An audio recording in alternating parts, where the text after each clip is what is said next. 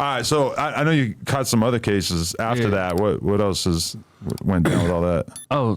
2016, I ended up catching a homicide case myself. Me and my older brother. Okay. Yeah, we ended up catching homicide. And what'd they accuse you of? Going in the club and killing somebody in the club right across from our Hall of Justice, or right across from our main police station in San Francisco. Yeah, but it ain't really go down how they try to put it, like, you know. Really? So what was it, a self-defense thing? Yeah, it was a self-defense thing. Me and my big brother was at our studio at the time. This before I was even rapping. We was at our studio, and one of our young partners was rapping at the time. And we just went to support him. And when we get up in there, everything was cool. But as we leaving out, you know, I'm tall, so I like my brother kind of short. So, you know, we leaving out, and it's packed. So when we walking, a dude like squeezing between my brother, and he bump a dude that's in front of him. So when the dude turn around, he just see my brother standing there, and the other dude already walked off. He like, man, like, nigga, don't push me. So my brother like, man, I might touch you, like, you know, like, chill out. So it was like some blow back and forth words between them, and I'm telling my brother, like, man, stop arguing with him, let's go, like, you know. In the midst of that, somebody, you know, mysteriously a bunch of dudes came from outside and like kind of like bum rushed the back door as we leaving out. So once the situation get diffused with them, I guess the dudes that was coming in didn't know that the situation was already getting diffused. So was as we walking out, my brother in front of me, and he keep walking, and the girl stopped me like, hey, y'all cool? And I'm like, yeah, nah, that was just a little misunderstanding. It wasn't nothing. And you know how, like, the club is dark, but, like, when the door open, it's like the light coming, like, you know? So when the light come in, it made me, like, look up. And my brother was still walking, so it's like we kind of like a little distance from each other. And dudes bum rushed the back door, and I just see it like a dude, like, stand in front of my brother, like, you know, like, with his hand in his hoodie, like. And then my brother, like, moved him out the way a little bit, but he stepped back in front of him. So I'm watching, like, the whole time. The next thing I just see a tussle, like, you know, the dude had a gun in his hoodie or whatever, and him and my brother tussling over the gun. So everybody run out the, you know, run from the space, like, so, you know, in my mind, you know, we came here together, we leaving here together, like, this is, you know, it ain't no other way, you know. I just run over there and help him, and then the shots ring off, we get up out of there. So that's how I ended up turning out. So the shots went off from his gun, or you had your own? Nah, shots went off from his. Okay. But you know, like, when you tussling for a gun, you know what I mean? Like, it just happened, like, you know? That's crazy, because I feel like that's a situation that I've imagined in my head a million times. Basically, like, somebody pulling a gun out of me and, like, having to grab it and wrestle it away from them and shit. But then you feel like that is not actually how this goes down in reality, because anybody who's seriously standing in front of you with a gun is not going to really let you wrestle with them for it. Right. But that's actually what happened in this case. Yeah, but you know what's crazy? Because before we went to the club, me and my brother was talking. He got shot before, and he told me how he got shot. He said he had to tussle with somebody over the gun, and he ended up getting shot like hours before this happened. So when it happened, and we get over there tussling, and it kind of happened, blam, we ended up running up out of there, right? And we side by side at this time. So as we running to get away, he ended up mysteriously going this way. I kept going, but I'm thinking he behind me the whole time. Then I hear some more shots, like boom, boom, boom, boom, boom. So when I turn around, he ain't behind me no more. So in my mind, somebody just killed my brother or something, like, you know? So I'm kind of like, what the? So I ended up having to get up out of there and jumping this like tall fence and getting up out of there. And where I was parked at, it was kind of like I had to walk by the dudes who just, you know, like just ran up in there on us. So when I walked by them, like, they was just looking at me. They didn't say too much, though. They knew.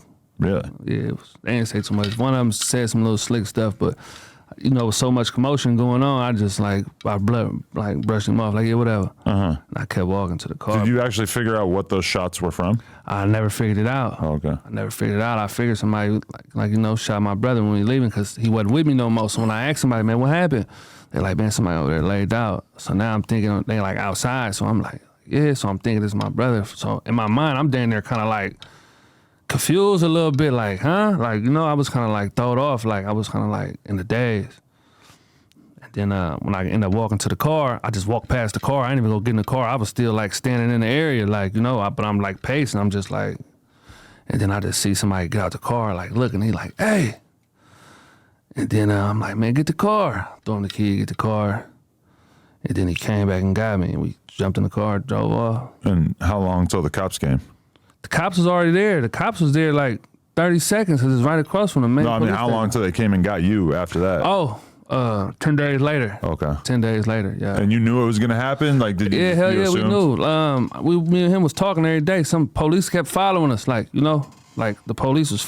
He was working too, and the police kept saying, "He called me like, bless some like white dude following me." I'm like, yeah, turn your phone off. He turned his phone off, but the dude kept popping. So we had be somewhere. He keep popping up on us. So we had a conversation. I'm like, man, clean up, like, you know, like just clean up, bro. Let's get ready. You know what I mean? Like we finna go sit down for a minute. But he older than me. Like, you know, he about 45 right now. You know, I'm 32. So he already did 9 years in the feds at this time. Like he already caught a big case in my neighborhood, like one of the biggest cases in California. The feds like hit, like, you know, like, so he already did time, do time. I don't, you know, I ain't never did time before. So we, you know, clean up. And the night they ended up coming to get me, I got pulled over like right before. It was like 11 o'clock at night. They pulled me over, but they were just like running the plates and like doing weird stuff. So they came to the car like, man, you ain't got nothing in here, Mr. Gardner? I'm like, man, I ain't got nothing. Like, what y'all like, you know? They like, all right, they looking, and they let me go. And I get to the house, I'm about to go to a hotel because I kind of figured like, man, they about to come. And I'm about to go to a hotel, but my baby mama called me. And like I said, my baby mama lived like where it's not really cool for me to go. And she called me, she like, hey, like your daughter's sick, like she wants you. So I'm like, all right. So when I'm leaving out the house, I got it on me and something tell me like, man, just leave it. Like something in my mind is telling me like, don't take it. So I followed my first mind this time and I tucked it and I went to her house and then we chopping and chilling with my daughter for a minute. And I was actually working construction at the time too. So we go to sleep. I try to get some for my BM. She ended up not even giving me none that night. And then at 4 in the morning, they hit, boom, hit the door. Came in and got me. Yeah, it was over. And before we even get into what happened with the case and shit, did you sort of like immediately figure out like who the dude that you got into the situation with was? Because you got to also be thinking like, oh, his people are going to want some sort of revenge, right? So at the time when it first happened, I didn't know. Like for the first few hours, I didn't even know who he was. I called like this dude, he like my dad. He like a neighborhood community worker. I called him like, hey, come meet me, you know, like I need you to come holler at me. So when I called him, he came and seen me, we talking, and he told me who it was. I'm like, damn, that's who that was? I'm like, damn.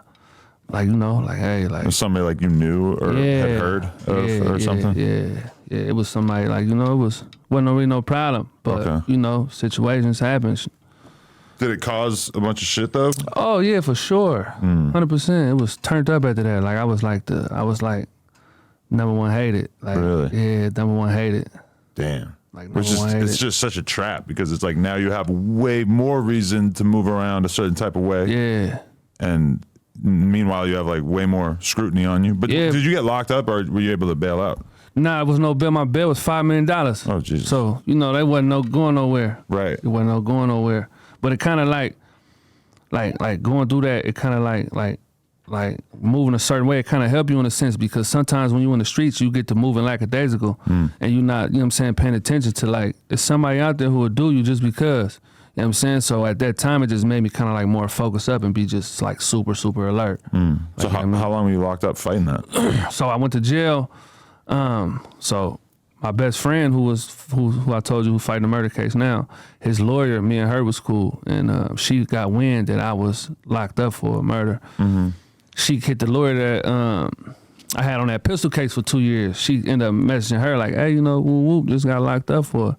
So she came and seen me. Before I even had a lawyer, before I went to court, they like, you got a legal. So usually that mean the police coming to holler at you. So I'm like, man, I ain't got no lawyer. I ain't going to talk to nobody, you know? So they like, nah, you got, it's a lawyer in there. So I go peek in the door and it's her. So I'm like, hey, what's up? She like, man, listen, chill out. Don't talk to nobody. Don't say nothing. Don't open your mouth. I got you. Don't even trip. I'm like, all right, it's cool. So she like, I'm finna get you the best lawyer we got.